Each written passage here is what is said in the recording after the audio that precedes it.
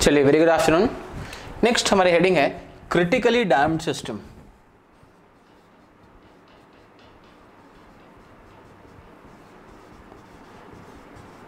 Critically damped system में हमारी जो जीटा होता है, डैम्पिंग रेशियो होता है, उसकी वैल्यू 1 होती है। Zeta is equals to 1। Clear. वापस हम हमारी कैरेक्टरिस्टिक इक्वेशन पे आते हैं। वही आपकी जो इसका सॉल्यूशन था, रूट्स जो थे S1 comma S2 is nothing but minus zeta omega n plus minus omega n into under root of 1 minus zeta square. Clear. अगर मैं जीटा की वैल्यू 1 रख दूं तो 1 माइनस 1 विल बी 0, तो और जीटा की वैल्यू 1, तो दोनों रूट S1 कॉमा S2 एक ही पॉइंट पे मिलेंगे, वो होगा माइनस का ओमेगा n। क्लियर। अगर मैं यहाँ पर मैं एक वापस एक्सिस बनाता हूँ।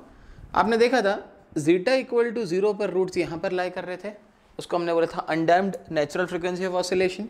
Clear. This were zeta equals to 1, sorry zeta equal to 0। यहाँ पर जो रूट्स थे वो था जीटा लेस देन 1, और अब आप देख सकते हैं दोनों रूट एक ही पॉइंट पे लाई कर रहे हैं, that is zeta is equals to 1। Zeta is equals to 1। Clear. Root locus के लैंग्वेज में इसको ब्रेक अवे पॉइंट भी बोला जाता है। जो कि पहले पढ़ चुके हैं वो इस बात को समझ रहे हैं, बट जो नए हैं उनके लिए आगे रूट लोकस में एक्सप्लेन करूंगा तो बात समझ में आ जाएगी। जब क्लोज लूप सिस्टम के दोनों रूट्स एक ही पॉइंट पर लाई करते हैं तो हम उस पॉइंट को बोलते हैं break away point. Clear. Zeta is equals to 1 और ये पॉइंट था आपका zeta less than 1। Clear. Zeta equals to 1 refer to critically damped system. देखते हैं क्यों, इसमें ऐसी क्या खास बात है, why it is referred as critically damped. चलिए एक एग्जाम्पल से समझते हैं। Consider the example 9 upon s square plus 6s plus 9। Clear. ये क्लोज लूप ट्रांसफर फंक्शन है। इस क्लोज लूप ट्रांसफर फंक्शन का जो इनपुट बना रहेगा वो इनपुट होगा आपका RS, और इसका जो आउटपुट होगा वो आउटपुट होगा CS। क्लियर। चलिए अगर मैं इस पे यूनिट स्टेप अप्लाई करूं तो यूनिट स्टेप का लाप्लास ट्रांसफॉर्म हो जाएगा 1/s। तो मैं यहाँ पे देख सकता हूँ कि CS is equals to 1/s into 9 upon s square plus 6s plus 9। Clear.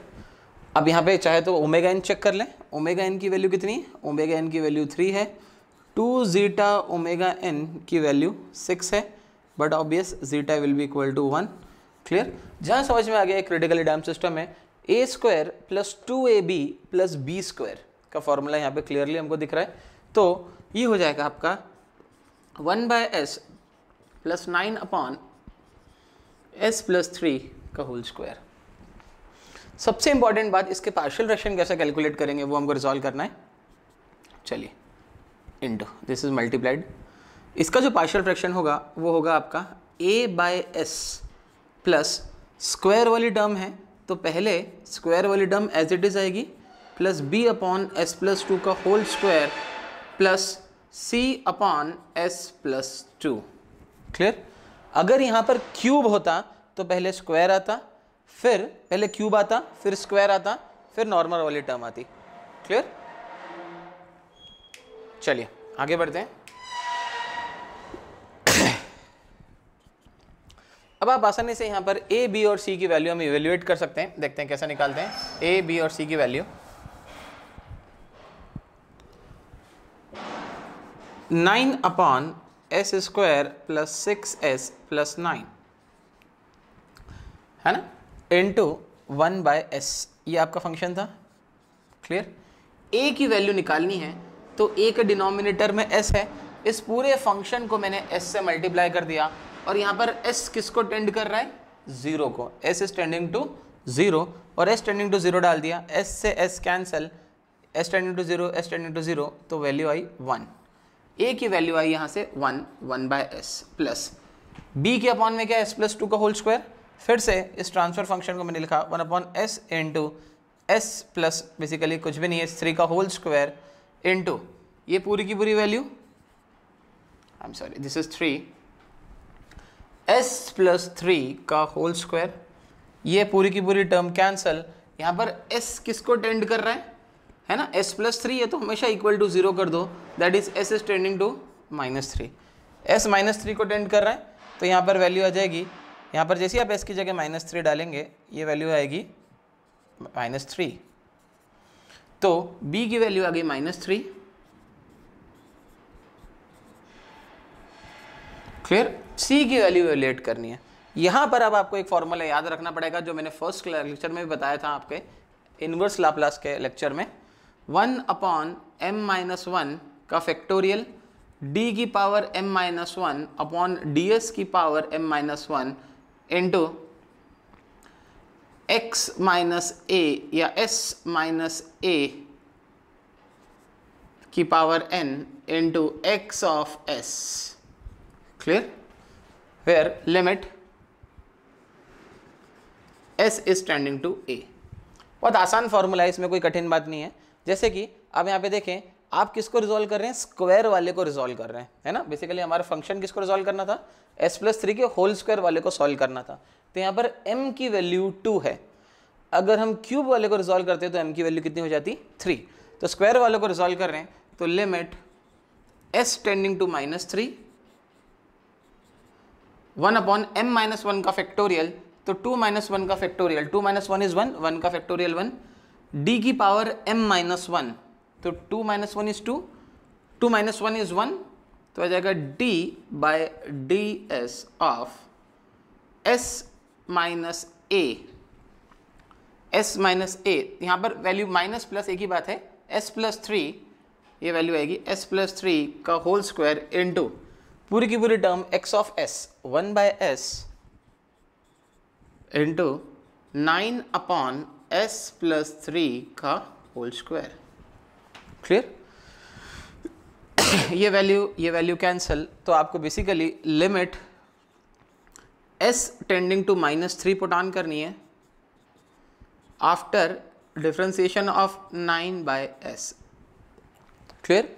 ये फंक्शन ऊपर जाएगा, इसको डिफरेंशिएट करेंगे तो जाएगा s की पावर -1 nx की पावर n-1, तो ये हो जाएगा आपका, मैं इसको लिखता हूँ d by ds of 9 into S की पावर -1, तो हो जाएगा माइनस, इसको रिजॉल्व करने के बाद आएगा माइनस का 9 by S square. Clear? s की जगह पर जैसे ही -3 डालूंगा तो -3 का स्क्वायर हो जाएगा 9, 9 से 9 कैंसिल, वैल्यू आएगी -1। c की वैल्यू आ जाएगी -1, तो -1 अपॉन s प्लस 2। इसका इन्वर्स अब हमको पता है, is nothing but 1 - 3 into t e to the power -3t whole square है। अब आपके फॉर्मूले की टेबल देखें लाप्लास इन्वर्स के, तो आपको मिलेगा t e to the power -3t minus e to the power -2t is the inverse Laplace. अब आप देख सकते हैं आपका क्वेश्चन इस तरीके से रिजॉल्व हुआ, ये रिस्पॉन्स मिला है। ये क्रिटिकली डैम्ड कैसे हुआ? क्रिटिकली डैम्ड का क्या मतलब है? क्रिटिकली डैम्ड का आउटपुट कुछ इस तरीके से ड्रॉ होगा।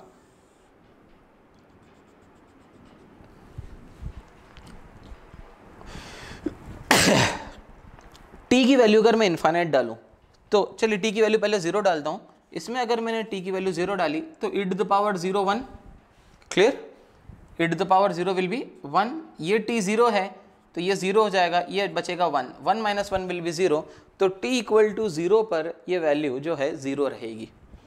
अगर t की वैल्यू में इनफाइनाइट पुट करूं तो e की पावर -इन्फिनिटी हो जाएगा 0। क्लियर? ये एक प्रॉब्लमेटिक है, पर इसको थोड़ा सा विजुअलाइज करना पड़ेगा एक इंजीनियर की तरह। यहाँ पर t की जगह इनफाइनाइट मतलब एक बहुत बड़ी वैल्यू आप पुट ऑन कर रहे हैं। क्लियर है? तो एक बहुत बड़ी वैल्यू डालेंगे t की, और e की पावर -इन्फिनिटी, e की पावर -इन्फिनिटी का ग्राफ कुछ इस तरीके से जाता है। क्लियर है? e की power infinity 0, e to the power -infinity, e to the power -infinity is 0। Clear? और ये जो t है ये इनफाइनाइट रखने पर वैल्यू इनफाइनाइट रीच करेगा, मतलब बहुत बड़ी वैल्यू का मल्टीप्लिकेशन आप बहुत छोटी वैल्यू के साथ में कर रहे हैं, तो ओवरऑल आउटपुट बहुत छोटा ही आएगा। तो ओवरऑल इन्फिनिटी तक जाते जाते this entire term will tend to 0, आखिरी में बचेगा 1। तो इन्फिनिटी तक आते आते ओवरऑल आउटपुट कैसा बचेगा? 1 बचेगा। This is the response for critically damped system. Critical इसलिए बोल रहे हैं क्योंकि 1 से थोड़ी सी छोटी वैल्यू पर ये ऑसिलेट करेगा, और एग्जैक्टली 1 पर ही ऑसिलेट करना बंद कर देगा, hence name critically damped system. Thank you.